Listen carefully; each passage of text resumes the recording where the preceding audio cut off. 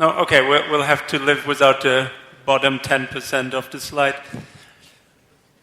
Thank you for the warm welcome, and hello Paris, honored to be here. I'm Karsten, and I've been talking about mobile hacking for a couple of years now. And at the risk of sounding like a broken record, I want to once again come back to the topic.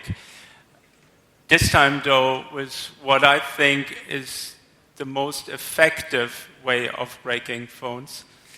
Because unlike our previous results, we had to be somewhat close to the phone, this time you can do it remotely. It's not an attack against Android or iPhone or any of those. It's an attack against the mobile networks, and one that works worldwide.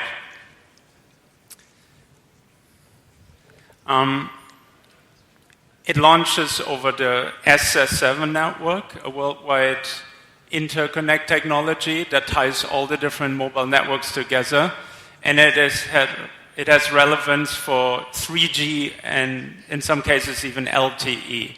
So I think this is the only method that breaks 3G. I do want to focus a good bit on time today also on self-defense, though. Not just telling you how we break into networks, but how you can do your bit in detecting and perhaps preventing these attacks. Because so far, most hacking talks that I've seen or given myself have not focused on that enough. So let's start with SS7 and find out what that is. It's a global network that connects companies like T-Mobile and Vodafone and SFR so that they can exchange information worldwide. For instance, if you send an SMS from one network into another network, that's delivered over SS7. Also, if my phone, German phone, wants to do anything in France, somehow the French network needs to communicate with the German network, agree on billing, agree on encryption keys. That all happens over SS7. Right?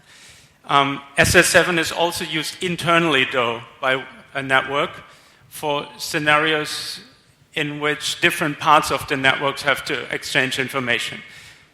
A network is broken up into different locations, and each of the locations is governed by what's called a VLR, or I refer to it as an MSC. So in a country like France, there would be maybe 40 MSCs, each of them responsible for a big city or some other part of the country. Now imagine you are in a phone call on a highway and you're leaving a city going into another MSC area. Those two MSCs have to communicate so that your phone call doesn't get disrupted. And again, SS7 is used. It's almost like going to another country. And so in this scenario, the new MSC, the one that you're driving towards, asks the old MSC for the encryption key of your phone call. Right? So this is a network over which encryption keys are exchanged and encryption keys of phone calls that are happening right now. Right? And you can already see what the abuse scenario may be here. Right? Not going there quite yet, though. SS7 has been known to be insecure for a long time. If you Google SS7 security, it has a disastrous track record. However, nobody can really explain, or could up until last year, what was so broken about it. You found lots of references to people tracking over SS7, that is finding a phone's location. And in fact, the Washington Post publicized that last year, that companies are bold enough to put out advertisement material, even patents on how to use SS7 for tracking. And behind all the material that they found, there was one SS7 request called Anytime Interrogation. Extremely creepy name, right? And that's the official name, Anytime Interrogation. You can interrogate the location of any phone in the world using this request. And it has no purpose whatsoever other than spying on people, but it has been in these SS7 standards forever. perhaps nodding to states and state agencies contributing to the standards when they were first created. So the Washington Post last year found all these brochures, all these services that were offered online for tracking people. And if you track somebody using anytime interrogation, you get their cell ID, so you know which building somebody is. Pretty accurate tracking. Now, anytime interrogation is just one out of many SS7 queries. And somehow the whole sense of SS7 being insecure was tied to anytime interrogation. So after the Washington Post story, a lot of networks stopped accepting anytime interrogation. There was no reason to ever accept it in the first place, so they started blocking it. And as thought, SS7 security was solved. However, it's just one out of hundreds of queries you can send over SS7, and will now go down the rabbit hole of what these other queries could do. Staying on the topic of tracking for a moment. So anytime interrogation doesn't work anymore, but many other methods do. There's other commands that are absolutely equivalent to anytime interrogation, resolving a phone number into somebody's cell ID, their current location. Those are not blocked yet because nobody has been talking about them in the Washington Post. But there's also other methods that don't necessarily resolve a phone number into a location, but into something else, IMSIs, MSCs, and so forth. And then those other identifiers can be used with yet other queries over SS7 to get the location. So it's kind of like ROP programming in the early days, where if one gadget didn't get you to the goal, you string together two, right? And of course, you could have a long chain of different requests resolving numbers in different numbers and different numbers until eventually you have the location. And we talked about this for the first time last year with different networks, and some of them have started responding to them, others didn't. And then eventually the press picked up on it, including Le Mans and Martin. I don't know if he's here today, but he definitely has the best French language reporting on the topic, and he's following up on it too. So thank you, Martin from Le Mans, for bringing this to at least some people's attention. The abuse of SS7 is not limited to tracking, though. What I always consider the worst attacks is when private communication is interceptable, that is, people's SMS, emails, or phone calls. And at least for phone calls, SS7 is a huge risk, and that's what we want to go into next. So how can somebody intercept a phone call who isn't even in your country, who's just somehow connected to the SS7 network anywhere in the world, right? I won't get into all these other abuse scenarios. Tracking has been covered sufficiently by others, and all the other stuff, denial of service, fraud, and spam. I feel like that's more a problem of the operators. They should solve it in their own interest. Just intercept. They need to solve for us. It's not really in their own interest to keep us private. Coming back to when I explained how SS7 works. Different MSCs can talk to each other and request the key of a currently happening phone call. Right? This request is supposed to be used only within one network, obviously. And in fact, handing over an ongoing phone call from one country's operator to another country's operator wouldn't work. That's just not technically possible. It will disrupt, and you'll have to call again. The query, however, that's supporting handing over the keys from one MSC to another does work perfectly well even between different countries, even between countries that don't share a border or on the opposite end of the world. They can say the person who's currently having a phone conversation in your network, Orange, let's say, is now in Australia. While the phone call is happening, please give us the decryption key so we can continue the phone call. Right? Makes no logic sense, but works. So that's the first way in which you could intercept somebody's phone calls by just asking for the decryption key. locally querying for the radio waves, recording the radio waves, and then decrypting the phone call. I'll demonstrate this at the end of this chapter. It's a little bit involved, so let me first enumerate 2 more methods in which a phone call can be intercepted. The second one is still a local attack. Somebody will have to be close to you, let's say an American embassy. And this works off IMSI catchers. I'm just seeing that also the titles are cut off from my slides. I think what I should do instead is show it like this, maybe. My speaker.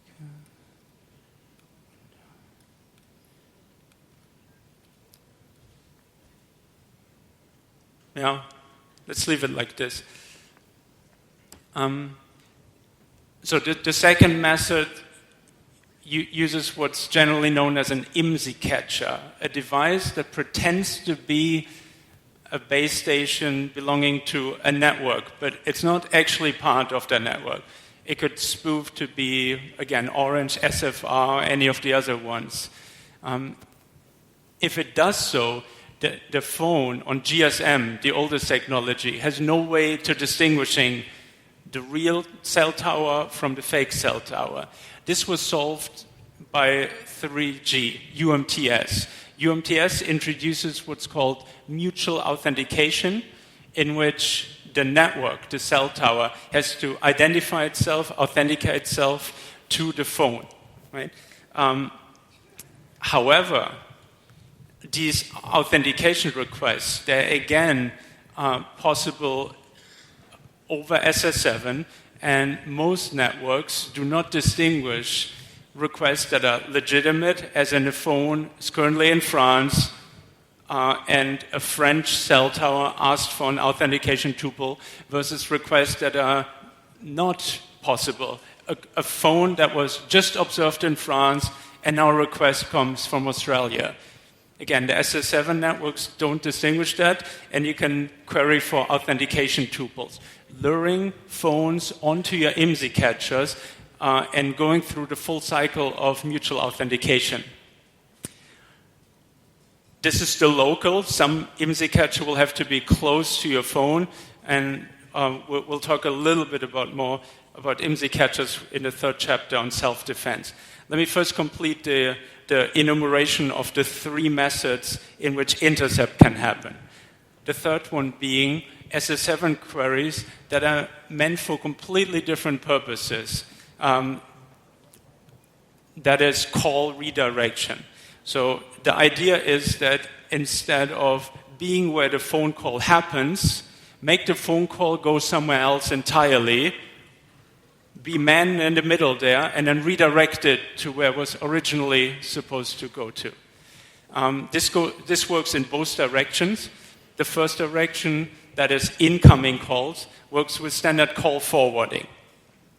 You may use voicemail on your phone, right? Which, if you have your phone switched off, it goes to a different location where it's recorded as a voicemail, and then you can query it later. You can set those voicemail numbers on your phone, and you can even set it so that every call you ever receive always goes to voicemail directly. I don't know, when you don't want to be disturbed, for instance, right? And that is entirely possible over SS7. So, I need more resolution here. 1 second. SS7.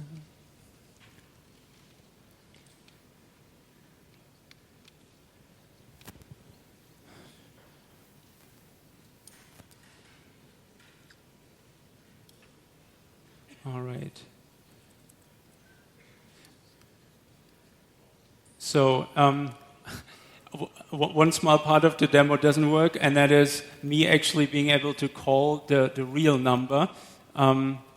Because apparently if you activate as many SIMs as we do, they get blocked for 2 months and they're not allowed to roam. So I tried it this morning. This number is not allowed to roam in France, but the demo is basically the same anyway. So if I call this number,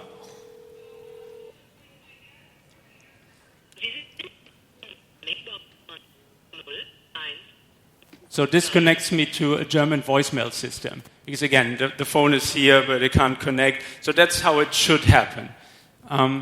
But if I send a supplementary service request over SS7, I can make this number forward to anywhere else.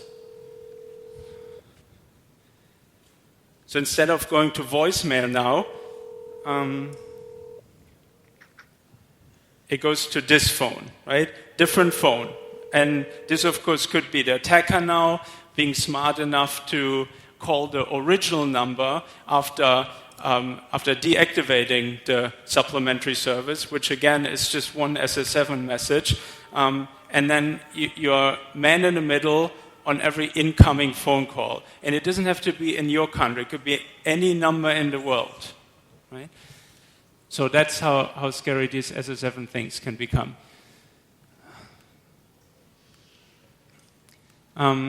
This works in the other direction also, using somewhat of a quirky method. So, of course, there's no standard redirection for all outgoing calls, right? Every time you dial a different number. But there is a service that you can register over SS7 that helps you avoid wrongly typed numbers. So let's say Vodafone Germany, my provider, they're registering such a service. And if I dial a German number from this phone without the country prefix, Vodafone adds in the country prefix, right? So I don't have to change the numbers in my address book. I can go to another country and I still reach the German numbers, even though the network here that I'm roaming on, SFR, wouldn't understand the German number, right? Makes sense. Anybody can register these services over SS7. So you say, if this person dials any number, please forward it to the service. I will correct it and send you the real number. Right? And this, of course, allows you the same type of attack. You redirect all phone calls to one location and then forward them to where they were originally supposed to go. And again, worldwide intercept from any place, as long as these messages are not being blocked over SS7. And those two sets of messages, we have not seen many networks who can block them. The problem here is that people want to use those messages. And that brings us to the next question. How easy is it to prevent these SS7 attacks from happening? So the first of the three attacks, very simple. It's a message that's only supposed to happen within your own network. If it comes from another country or another operator in your country, just ignore it, drop it. No need to answer it. The other two, though, not so simple. PT Security from Russia, they use this meme to describe it, and that fits pretty well. Right? So far, nobody really knows how to do these plausibility checks. How do you actually have a computer that says, this person was in France, he can't be in Australia 5 minutes later, right? So nobody does these checks yet, but that would actually be required. A very stateful, intelligent SS7 firewall.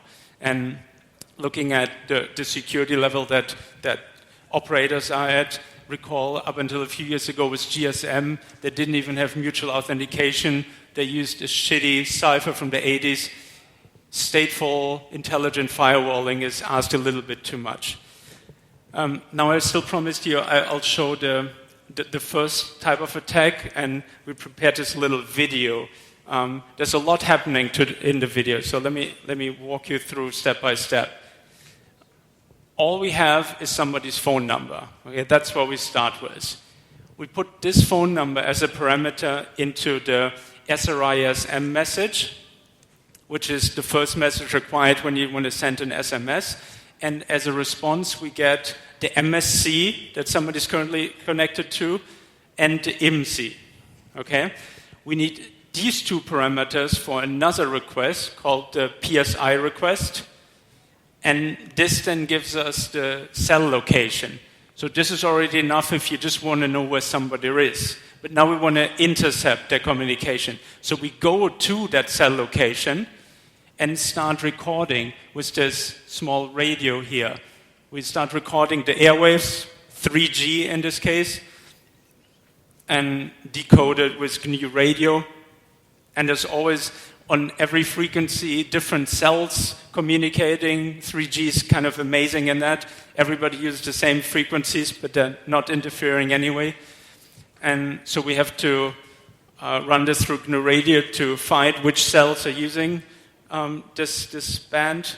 And we find 2 cells here, and one is exactly the one that came back in this PSI request. So we know this is the right cell. The next thing we did is send this PSI request again and observe who has been pinged, who's being looked up by the network when we send this PSI request. And that's how we find the TIMSI. That's the identity under which this phone is currently known in that network. And the TIMSI is the parameter into yet another request that gives us the key that's currently being used.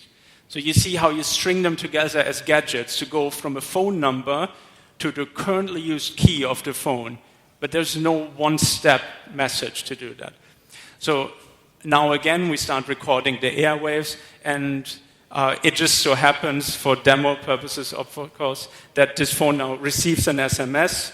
So this SMS should be part of the recording that we have. So again, running a lot of GNU radio stuff, we can find a whole bunch of transactions. Again, in 3G, lots of things are happening in parallel.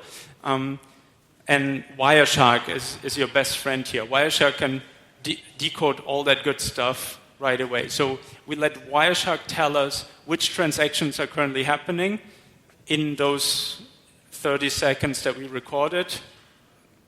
1 second. I think there's something like 5 transactions that are happening. So you remember, this is the TIMSI that we wanted to find. And of those 5 transactions, the first one is actually with the TIMSI that we need. So Wireshark tells us which channel was used. So all these frequencies, they're divided into channels.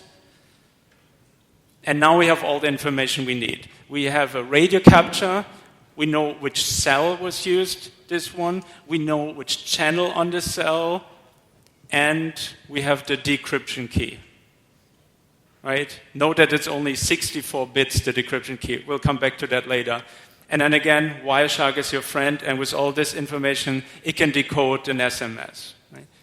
So this is almost live intercept of 3G communication by abusing SS7 vulnerabilities.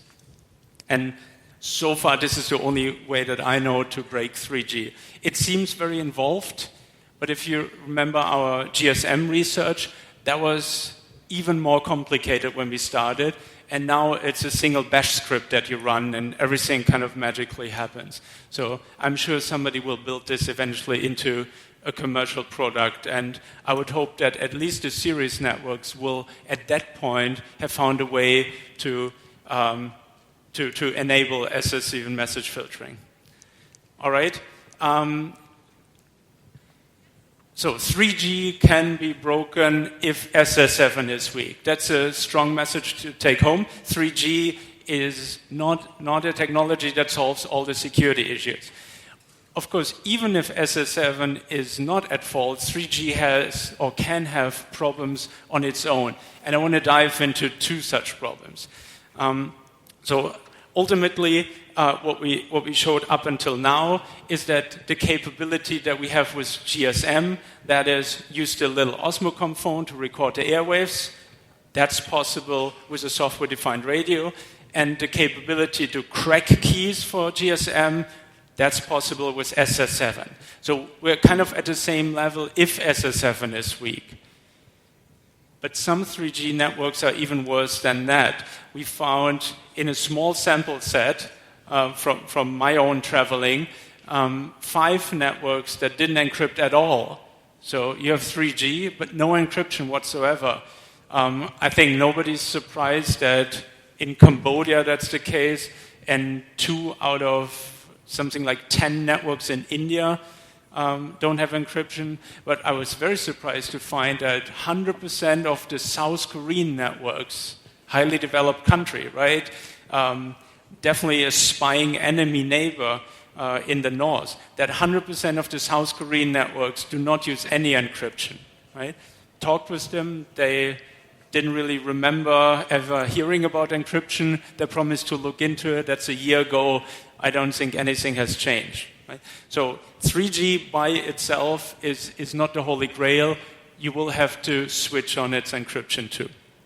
Even if you do that though, the NSA has been claiming for a couple of years to be able to, let me jump over this quickly, to be able to break 64-bit keys. And the key that's used to encrypt GSM or 3G, of course, comes from the SIM card. And some SIM cards are able to produce a longer key, 128-bit. Some SIM cards are limited to 64 bits. And from the Snowden publications, we learn that the NSA abuses exactly this gap, that they, or rather the GCHQ, their partner in England, have been developing a computer for, they say, £4 million some 4 years ago. So Moore's Law, so that's probably £1 million now, that can break 64-bit keys, right? We had been proposing such a computer too last year at the Chaos Congress. In fact, 2 years ago, we said we'd need €1 million, just theoretically. So every organization with even modest spying budgets can break those keys. Right? So UMTS is not secure if those older SIM cards are used. Every network used to have only old SIM cards. At some point, they introduced newer SIM cards, or not. Again, in India, almost all SIM cards are 64-bit. So even those networks that did switch on 3G security, they're not secure against an adversary who has €1 million now, or probably a PlayStation 6 in a few years, right? These things get faster and faster. We are tracking this information as it comes in, and we're using a website called GSM Map to do that. And on GSM Map, you find different pieces of information, including, and I should have checked this before, of course, including the number of SIM cards we see that are 3G versus, that are 64-bit versus 128-bit. And you see in France, there are 4 main networks for which we saw SIM cards, and 3 of them have only the better SIM cards, and one of them, France Telecom, is at about half the population only the newer SIM cards. So they are easily interceptable, even on 3G, even on LTE, I should say, if that's even supported for those SIM cards, by GCHQ and NSA. Right? Now, this website tracks a whole bunch more, including 3G security. And you see that in 2G, everybody is doing catch-up after years of doing nothing or even getting worse. But in 3G, that's the lines up here, the networks are not doing much. And our metric is pretty simple. The first 90% you get for switching on encryption. The remaining 10% you get for changing the TIMSIs. You remember how in the video I used this TIMSI number over and over again and it never changed? Well, it should change. The standards suggest that you should change it with each important transaction, and in France only SFR seems to do that. The other ones don't. So there's still a little bit of catching up to do to be world-class. But of course, much more catching up to do for, let's say, the South Koreans. Right? So this was my personal summary of how things are with 3G. Definitely a well-encrypting technology, but at least 3 things can go wrong. You can forget to switch on the encryption. You can use older SIM cards that can't create long enough keys, or you can expose yourself over SS7. Now, There's so many things that can go wrong in the network that we as the consumers have hardly an overview of where we can go and which network is secure under which circumstances, which attacks do we have to be afraid of. And over the years, we found a bunch of attacks, others found a bunch of attacks. There's just so many attacks out there right now that are delivered over SMS. You may remember our SIM card research where we infect SIM cards over binary SMS. There could be these SS7 attacks that we discussed today. There could be IMSI catchers, these fake base stations that SS7 makes possible for 3G, but of course there's also older IMSI catchers for 2G that still work. And there are these general network problems where they forget to switch on encryption or where they use shitty SIM cards. And it's quite frustrating to look at this long list and know how much you could be spied on. The good news, though, is with every single one of them, there's ways to know that the attacks happen or could happen from the phone. The phone knows when you're sending weird stuff to the SIM card. The phone is being pinged every time you query information about it over SS7. The IMSI catchers send out obviously different signals from normal catchers, and also the network security can be measured from the phone. The phone knows whether it's connected to a shitty or a well-protected network. And that information hasn't so far been available on any phone. What we spent almost the entire last year on was to peel out this information on Android. We found Qualcomm, the most popular chipset, it's in pretty much all flagship phone chips, to be very open. It has debug interfaces where you can query for radio information. Pretty much all the information that Android tries to keep away from you, Qualcomm will give you. And you can query the Qualcomm chip from Android. So we found ways of extracting 2G, 3G, LTE data. And we created a library so that somebody can build an Android program to warn about these abuse scenarios. And then we spent the end of last year building that very program. It's called SnoopSnitch, and it's considered like an IDS, an intrusion detection system. It doesn't necessarily prevent very much. It just looks at information and says, somebody's messing with your SIM card, or you are now connected to an IMSI catcher. Maybe don't send an important SMS, don't make an important phone call. Or this network that you're currently connected to has no encryption, but there are 5 alternatives here in India, let's say, that do have encryption, right? So this application has been out since December, and on Google Play we have some 200,000 downloads, and then it's of course also an F-Droid and all these other platforms. So a couple 100,000 people have used that at some point, including in France. Funny anecdote, you guys know better than me that there's this law being discussed, or was being discussed back in March, on more mass surveillance possibilities for the police. And one important aspect of this law would have been to make IMSI catchers legal, so that the police can use IMSI catchers, okay? Now there was this big protest against the law that would have made IMSI catchers illegal, and people, as part of that protest, they used this tool to find that they were right there, right then, being spied on by IMSI catchers, right? Get the irony. And then I think Le Mans were again the fastest to follow up on that and to try to fight back on the currently illegal use of IMSI catchers. And if the police is using them to spy on protesters, that's not fighting terrorism, right? That is fighting liberty. And I'm very glad that thank you.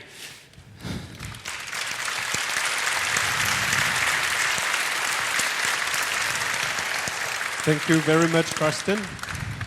I hope there is no backdoor in your SnoopSnitch application. Well, it's hard to prove that, but yeah. We have some time. We have like 8 minutes to make some questions. I'm sure people here will have a lot to ask for.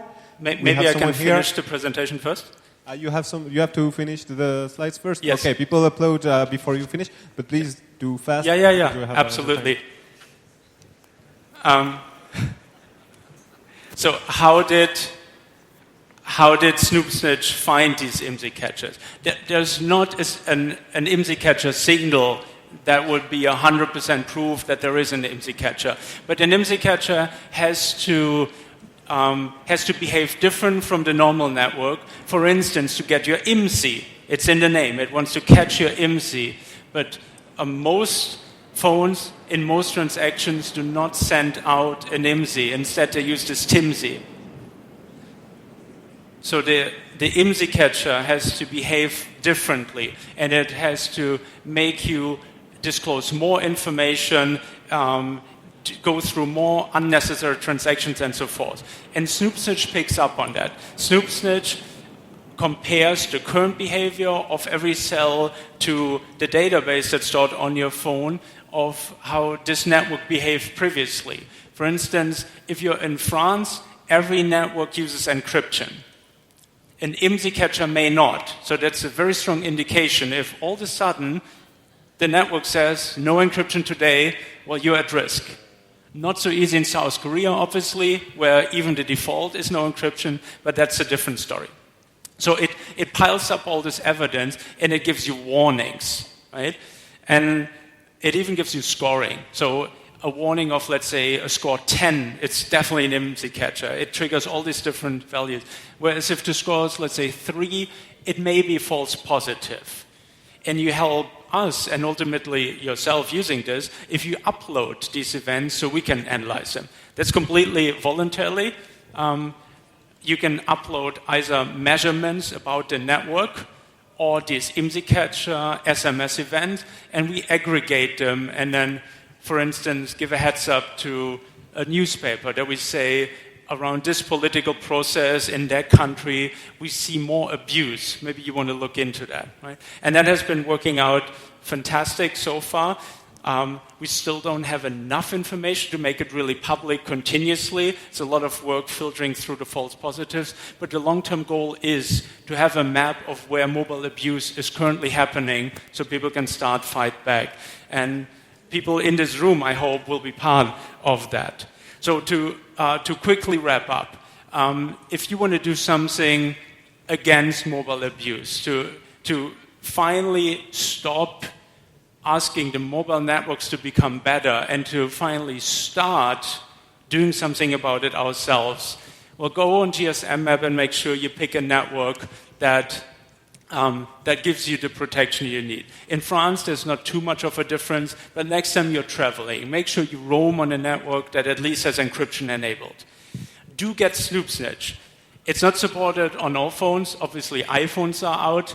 And as far as Android phones go, you need to root your phone. I know not everybody likes to do that, but if you did it anyway, or you're running on CyanogenMod or any of those, then please try to install SnoopSnitch.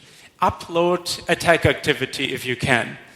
Around this French protest, where they saw being spied on by IMSI catchers, we only got 1 or 2 uploads that day, but we saw several people twittering about these warnings of SnoopSnitch that just didn't share the information with anybody. Please do that in the future. It helps everybody. And then finally, if you really want to change something, take this open source application and make something awesome with it. Look into the LTE traces. Try to build your own IMSI catcher and contribute its behavior to the database. Do something completely different that we never thought of. You have access to all 2G, 3G, LTE data on your phone now. Go do something with it. I'm looking forward to hearing your results, and thank you very much for being so patient looking at mine.